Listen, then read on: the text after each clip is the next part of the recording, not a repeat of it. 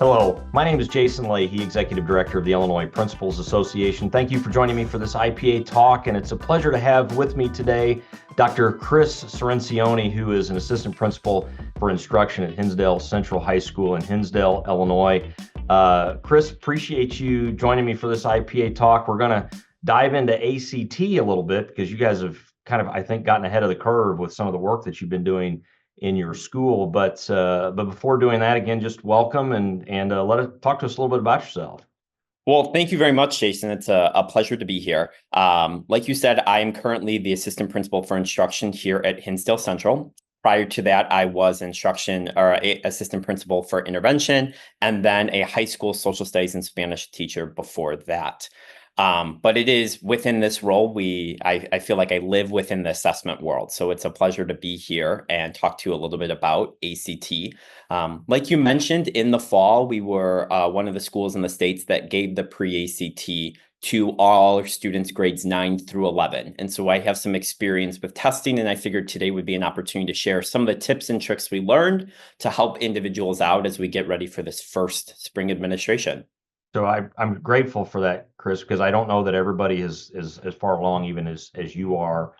Some are probably looking at their next first experience with ACT, while some have maybe dealt with ACT years ago before the state switched to SAT. And of course, we know through the procurement process, the state now and the new contract is to use the ACT. So a lot are probably just going to be hitting it kind of fresh here in the spring with the standard administration of it. But in your school, you've given the pre-ACT, and if you could explain, I think for the group, it'd be good to know. This was something that I was not aware of. So, I've learned a few things as I normally do with these IPA talks, but in particular, there's a couple of different levels of what pre-ACT even means that I think could be helpful for us to kind of get started for this. Yeah, absolutely. I think that's great. And this talk really bore out of in DuPage. We were talking about this, and I think it really just expanded to one of the benefits of IPA is being able to have these talks and kind of share this information. So really with the ACT, if you can remember prior, with the first administration years ago, there used to be the ACT Explore and the Plan test. Similar to that, the ACT has a suite of assessments, but those names have changed. So right now, the first level is pre-ACT 8-9. That is what we will give in the spring to ninth graders. That is similar to the Explore test that you can use for a diagnostic assessment at school or your ninth graders. That only goes up to a 30 on the ACT, so it's scaled. The pre-ACT and the pre-ACT Secure are designed for 10th graders. That only goes up to a 35. And the difference between those is the item analysis. So on the pre-ACT Secure, you will just get back your student score. On the pre-ACT, you get back a full item analysis as to what the student chose and the correct answer. And then, of course, for grade 11 is the ACT, traditional ACT. In the fall, the testing that we did, we had some flexibility. So we actually gave the pre-ACT to all of our students, grade 9 through 11, since it was our first time going through. And we wanted to see how our freshmen would do without that cap of a 30, to get some of that diagnostic or that first level data, since this is the first time we were looking at ACT scores. Interesting. So one quick question, Chris, coming back to the kind of the different levels of ACT as you described, particularly with the pre-ACT Secure, is that just a differential in price for districts to decide which of those two things that they would want, if they want just the raw score, or they want the true diagnostic and the item analysis and all of that? Totally. There is, when you look at it, it really is a difference menus and pricing when you look at both the options that they have, part one, and then two is paper, or because they're still offering the paper version, or digital. We decided to go all digital since we know that's where the state's moving, and we didn't felt the need to practice with paper, so as that skill's a little bit different. But it really is, there's some major cost differences in the levels of tests and the type of feedback that you get. Yeah. So, Chris, let's get into the good, the bad, and the ugly here of your experience, because I think inquiring minds want to know if I can use as many movie cliches as I can. I'm going to toss them in here for this, but seriously though, obviously the stakes are high for schools when we think about the accountability for high schools falling pretty squarely on the results of these tests. So I'm sure individuals would be curious about the administration, about how some of that went, about the data that you're receiving. logistics, all of that stuff. So let's just kind of dive into it. Yeah, that sounds great. I kind of broke up my notes into maybe 4 or 5 parts here, from the getting ready all the way through the end of the administration.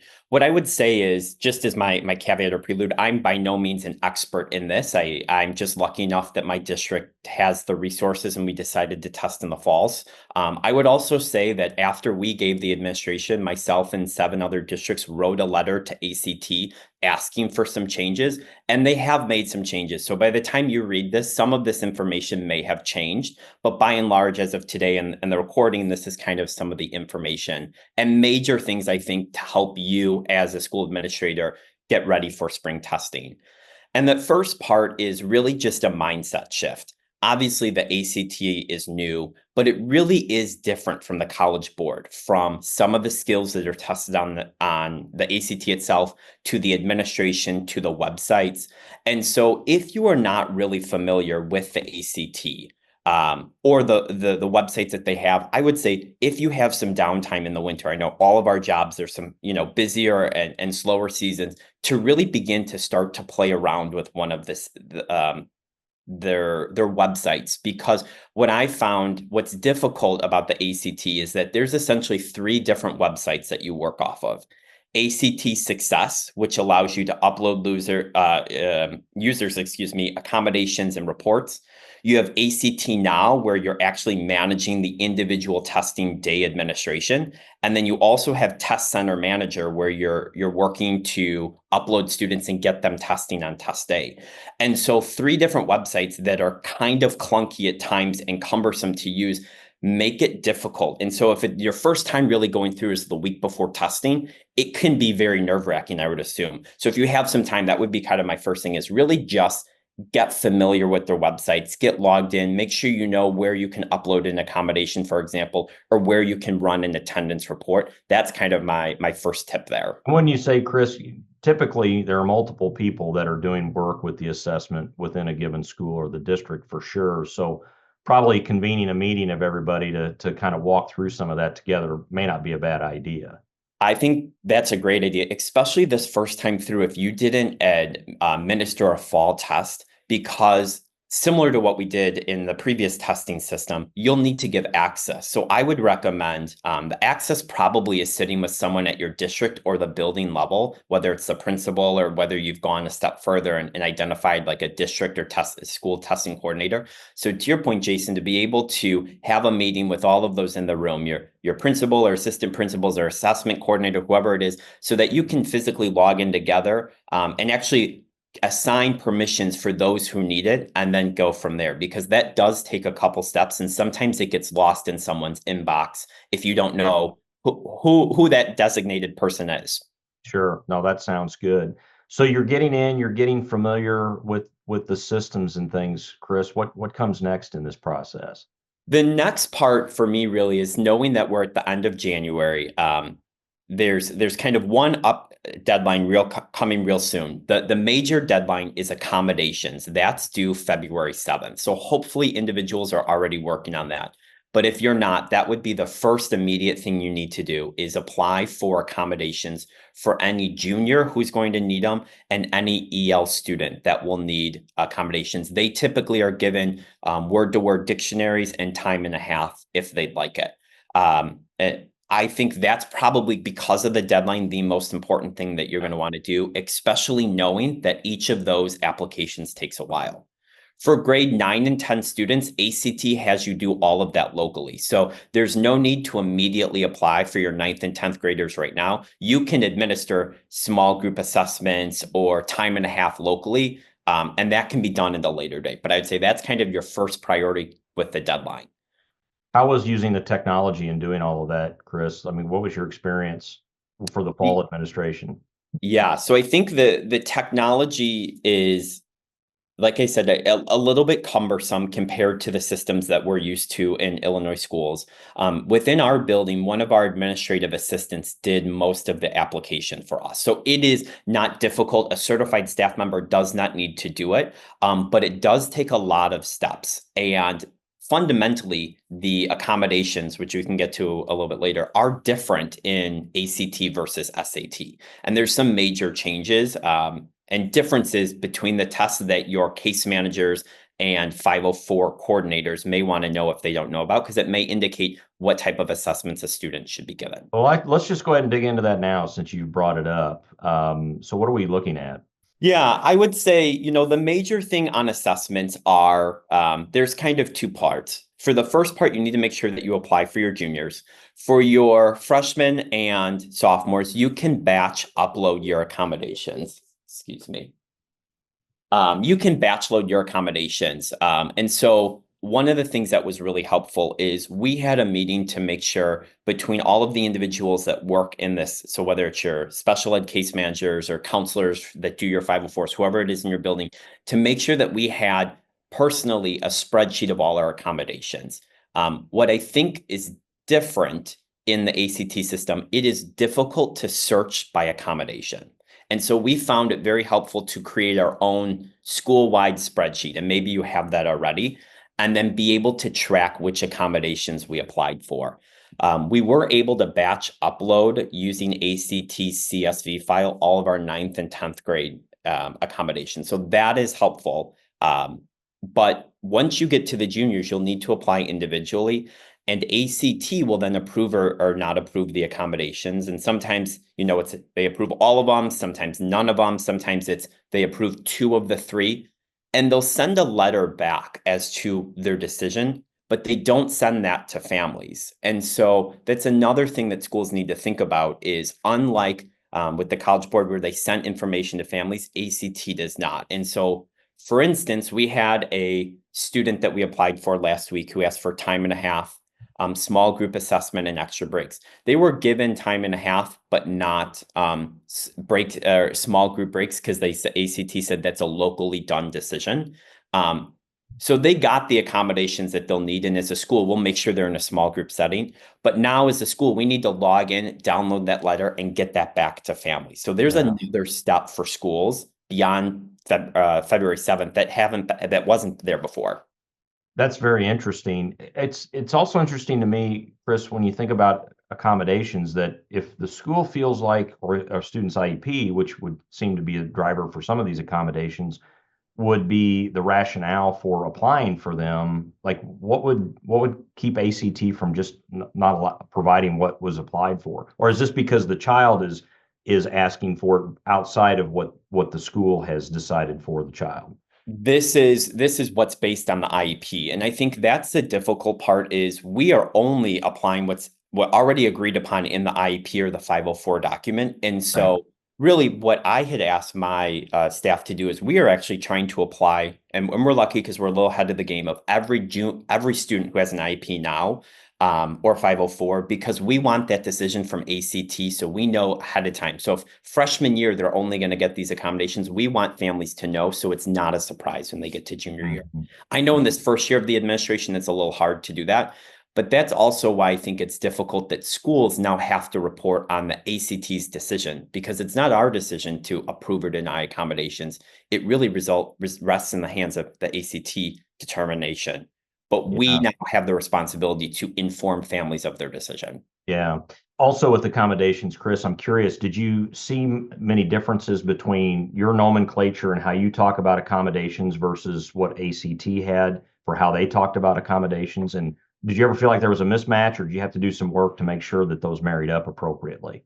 We did find a lot of mismatch. And in fact, after we tested in the fall, one of the things that we did is set down as a district is we created an internal document, basically a glossary of words. So for example, people in their IEPs or 504s may have written over the last few years something like a human reader or screen reader. Those words were acceptable and used with other systems. But now, for example, that's what you would call text to speech. And screen reader is something different. So one of the things that we did is we came up with a standard kind of glossary for all of our teachers, mainly for our special ed case managers and our counselors who do 504s, who don't live in the assessment world every day like some of us, to say, when your student needs the screen to read them the directions, you want to type in text to speech. That's really the reader that you want, for example. Or if your student is blind and they need the system to not only read to them, but also to describe the figures that they see, you want to use this one instead. So that was something we haven't done it in the past, but we did create to help all of our staff have those accommodation conversations. But not only did the names change, some of the fundamental differences, I would say two are the text to speech. So when a student is asking for the test to be read to them, one of the major differences is ACT requires, if you have that the student be placed on triple time. That is different from SAT, who required time and a half. So if you had a student, which is not uncommon to have a student with ADD and perhaps a reading disability where they would have, time and a half with the screen reader, they're now forced to take it over triple time, which is taking the test over 2 days. Yeah. So that really allowed us, or knowing that, to have conversations with all of our families to say, this is outside of our control. This is the requirements of the ACT system.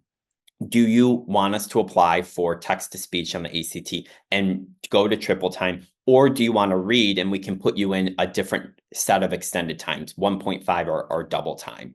So real quick, Chris, I'm Mhm. sorry to break your train of thought, but I'm curious, how are those interactions with families? I think on our families have been really phenomenal. They, I think, are very appreciative that we're trying to get ahead of that conversations. And again, we experienced that in the fall rather than, because each student is different based on their Yeah. ability and what their need is. And so some stick with it. They said the most important thing is our student has a screen reader. We want them to do triple time. Others is saying that that's not the most important thing. There's a different accommodation that's needed. And so we want to hold off on the screen reader. Interesting. That's interesting. I appreciate that perspective.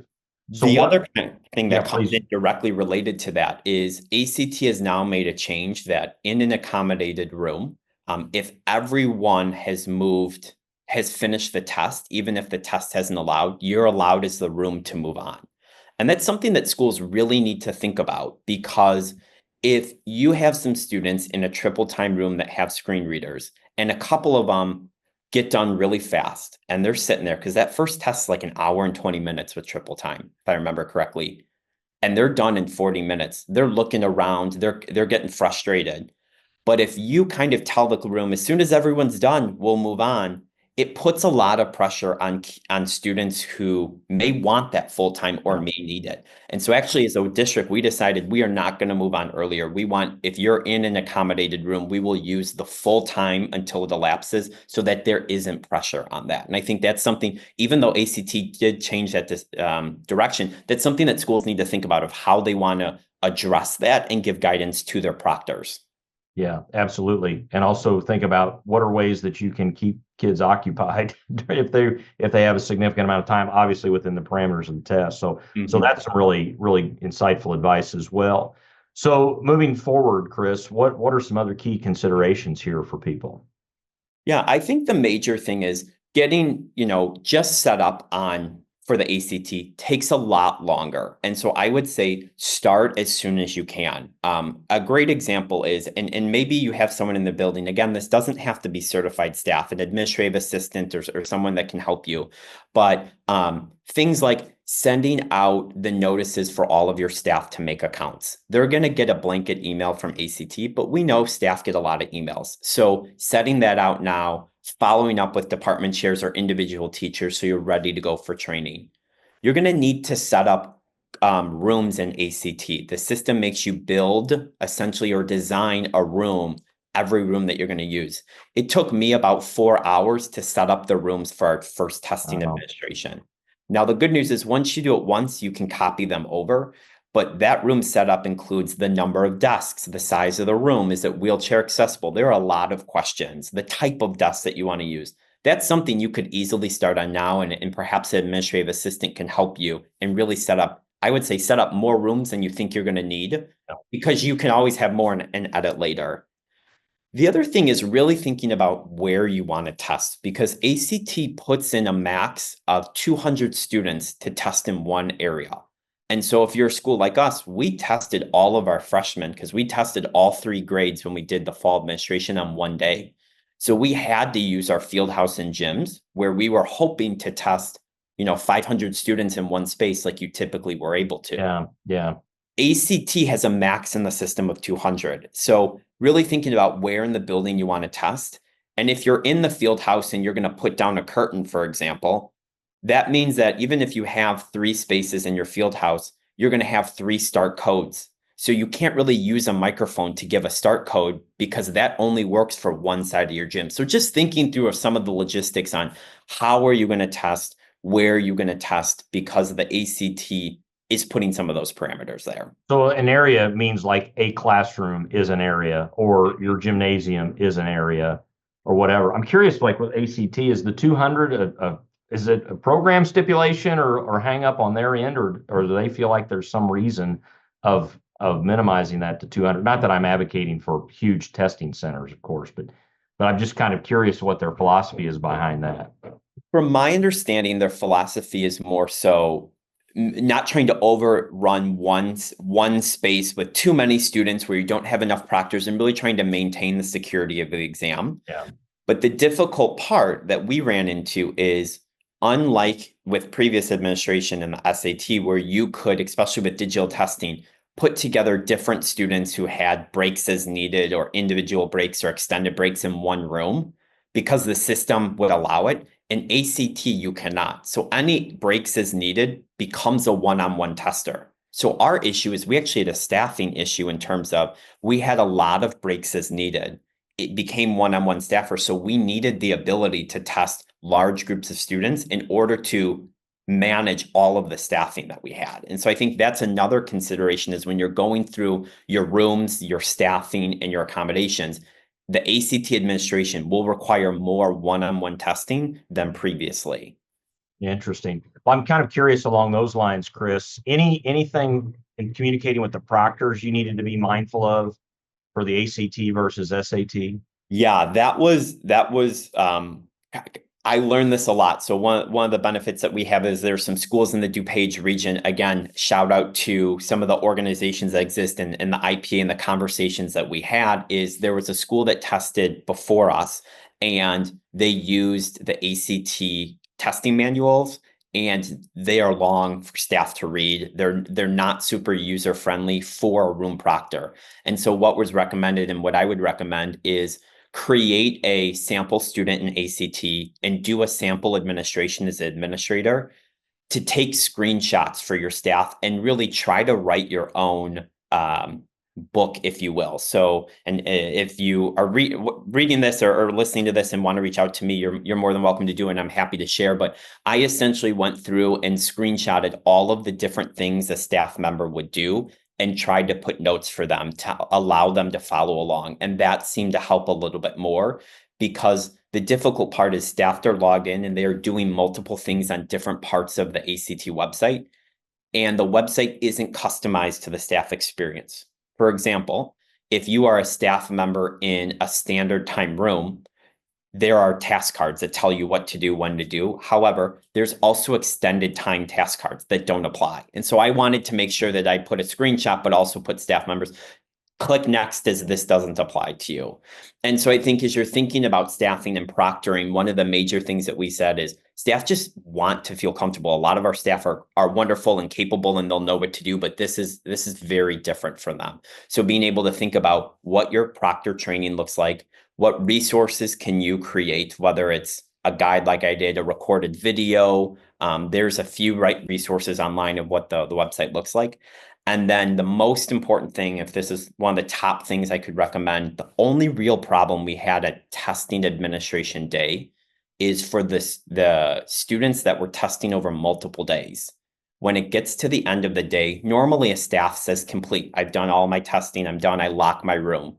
But for 2-day testing, they have to lock it. They can't press complete. So that was something big we needed to put like in red and highlight in staff, because that essentially is ending the test for everyone in the room when they have a whole nother day. So we needed to call ACT and help. They need our help to, or we needed their help, excuse me, to revise that. So I think some of those nuances that come along with it, really thinking about how to frame it for staff starting now, will lead to some success this spring. Yeah. So moving us past the administration a little bit, Chris, I'm just kind of curious, while this is probably another IPA talk in and of itself, but just very, very briefly, what were you seeing in terms of the data, the reporting, and some of that? If you've even gotten it to this point from your fall administration, I'm just kind of curious about how that part's going. Absolutely. So I think there's two parts on the administration. One, again, is something that you need to think about as a school. The first is school reports. And so if your juniors have an ACT account, they can get their score reports electronically. So something you may want to think about is using some time within your school day to have every junior create an ACT account if they haven't done so. Now, my caveat is if they already have an ACT account because they took it on the weekend, or something like that, you don't want them to create a double account, but that's something to think about. For all other grades, ACT is going to mail you a paper copy, 2 paper copies per student to your school, and they are alphabetized by last name. For example, we got 1,800 students, so we had 1,800 score reports, and we need to figure out how we were going to sort them and get those back to students. That's a big shipment, Chris. We took a little step back here in Right. technology realm. Yeah. Yeah. So I think there's that practicality to your point, Jason, when you're talking about reports, getting that data to families is part one and the more immediate part, because you should get the score reports, ACT says, in about 2 weeks from administration. But that's a lot because they're not organized by, English classroom or something like that. As a school, they have a website and they do have quite a few reports that you can download somewhat immediately within about that 2 week time frame that allows you to extrapolate some of the data. And what we've done is really just been able to use it at the broad sense of some of their composites or sub scores, especially within our intervention program. So we've identified students who are not college and career ready, which in most cases is below the 60th percentile.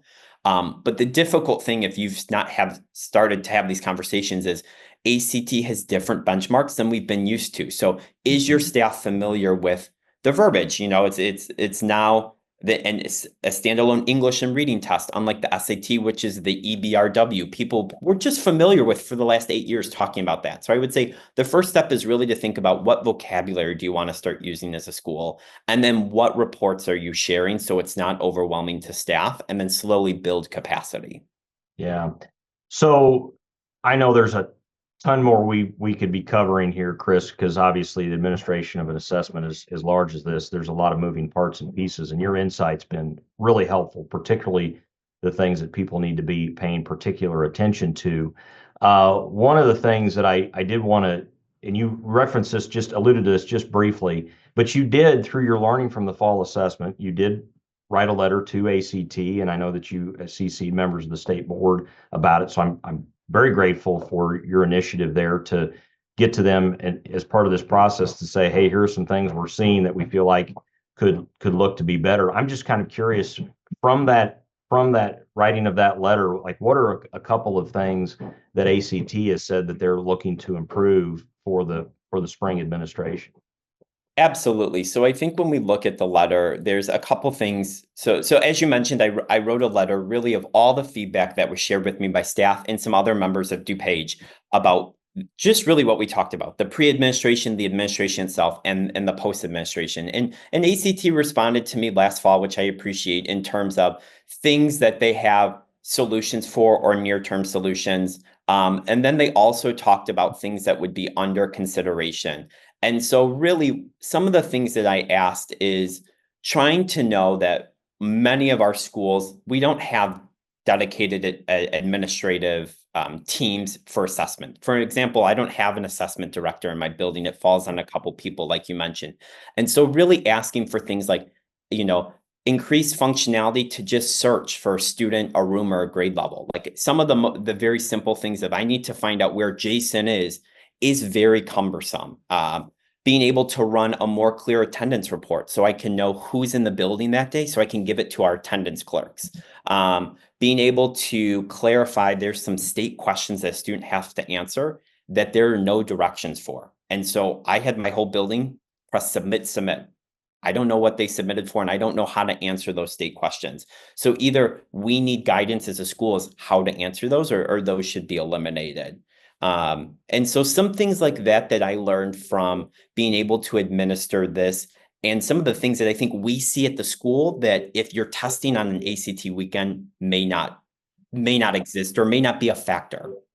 Yeah, appreciate that. And again, appreciate you being willing to step out there and be like, hey, here's what we need to get this thing better. So, Chris, as we wrap up our conversation here, and by the way, if you're okay with it, I'd like to make sure people will in the show notes. I see you've got it here on the screen, but we'll include your email address. I'm guessing some folks might be interested in any resources that you've created that could help fast track them a bit. But as we wrap up, any just hard hitting, don't forget types of recommendations for people here as we move into the spring administration. Yeah, absolutely. I think if I could boil it down to kind of a top 5 keys, if you will, is number one, because of the deadline, accommodation. So if you haven't had conversations, meet with your accommodated teams to determine who's applying for and get those applied for very soon. Second is to meet as a testing team and go through. The state has released some guidelines, and the information from ISB is there's a couple PowerPoints and PDFs that are clear and help designate, specifically like what test are you signing up for? Because you have to select, back to your original question, is the difference of ACT 9 versus pre-ACT secure, making sure you do that. So have that testing team in place. The third one is then to make a building plan. I think there's a lot of support that our administrative assistants, they do so much for us, but there's a lot of support that they can help and lend in this moment as you get set up for that. And then the last is really thinking about your proctor assignments, spaces, training, and to really talk with your teachers and get ready so students are prepared. As you mentioned, we've talked a lot about the logistics of the test, but we really haven't talked about the importance of the score for a school, a district, a student moving forward. The test is different. And so I would say is really have students practice and feel comfortable with the testing platform. Just some of the major things that we've shared is students can bring their own calculator. So if they feel comfortable with the calculator they've used all year in school, recommend it. Provide students scratch paper. Everything's on the screen, but we know that doing math or taking notes is going to help them. Tell students there's no real way to jump back from question to question to review what you haven't answered easily. That was one of my asks from ACT. So what I suggest to students is in each section, mark down the questions that you weren't sure on. And if you have time, go back. The system won't prompt you, but you can do some of that yourself. So I think working with your teachers from now until testing, whenever you decide to test in one of the testing windows, so that students are comfortable and we take away some of those minor things that could impact a score. Yeah, that's great advice, and sure appreciate those 5 tips. Kudos to you, Chris, for saying I got 5 and you remembered 5. If I had said 5, I'd probably remember 2 and that'd be it, but appreciate that. So Dr. Chris Cirencione, appreciate you being with us, Assistant Principal of Instruction at Hinsdale Central High School. Obviously a really important topic as we administration for ACT, so thanks again. You're welcome. Thanks so much for having me. Pleasure. Again, this is Jason Leahy, Executive Director of the Illinois Principals Association. As always, if there's anything the IPA can do for you, don't hesitate to give us a call, or you can check us out on the web at ilprincipals.org. Take care.